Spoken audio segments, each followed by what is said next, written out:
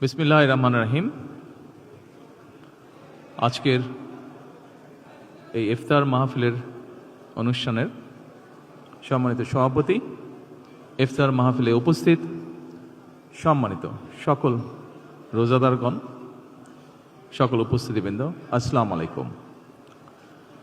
প্রথমে আমি বাংলাদেশ জামাতে ইসলাম এবং তার নেতৃবৃন্দকে আন্তরিকভাবে ধন্যবাদ জানাচ্ছি। আজকে আমাকে, আমার সাথে আমার নেতৃবৃন্দকে এবং আমার সাথে আমার সফর সঙ্গীবৃন্দকে এই ইফতার মাহফিলে দাওয়াত দেওয়ার জন্য।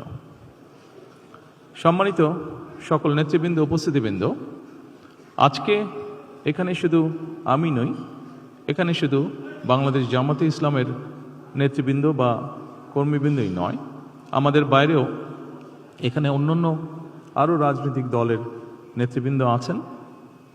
এখানে আরও অন্যান্য সমাজের অন্যান্য বিভিন্ন স্তরের বিভিন্ন সম্মানিত ব্যক্তিবর্গ উপস্থিত আছেন আজকের এই ইফতার মাহফিলে। আজকে আমরা একটি গুরুত্বপূর্ণ সময় সকলে এখানে একত্রিত হয়েছি। দেশের একটি গুরুত্বপূর্ণ সময়। কিছুদিন আগে দেশে নির্বাচন হয়েছে। এই নির্বাচনের মাধ্যমে গণতন্ত্রের যাত্রা শুরু হয়েছে। যে গণতন্ত্রের জন্য বাংলাদেশের মানুষ প্রায় এক যুগেরও বেশি সময় ধরে অকাতরে জীবন দিয়েছে, বিভিন্ন অত্যাচার, নির্যাতন, গুম, খুনের শিকার হয়েছে। এত ত্যাগের বিনিময়ে আমরা আজকের এই গণতন্ত্রের যাত্রা, যেটি সূচনা হচ্ছে বা হয়েছে নির্বাচনের মাধ্যমে, সেটির সুযোগ পেয়েছি।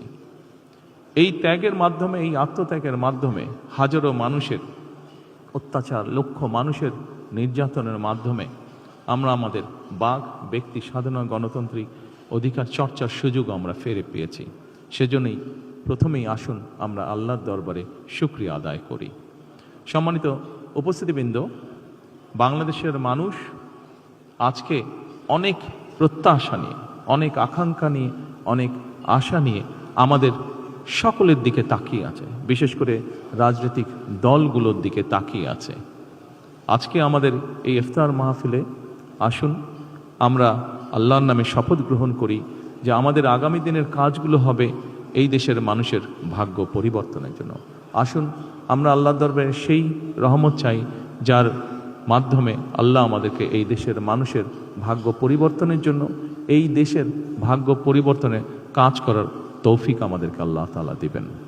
পরিশেষে আমি আবারও বাংলাদেশ জামাতে ইসলাম এবং জামাতে ইসলাম নায়েবে আমির শফিক সাহেব সহ সকল নেতৃবৃন্দকে আন্তরিক ধন্যবাদ জানাচ্ছি আজকে এখানে আমাদেরকে দাওয়াত দেওয়ার জন্য। আসসালামু আলাইকুম।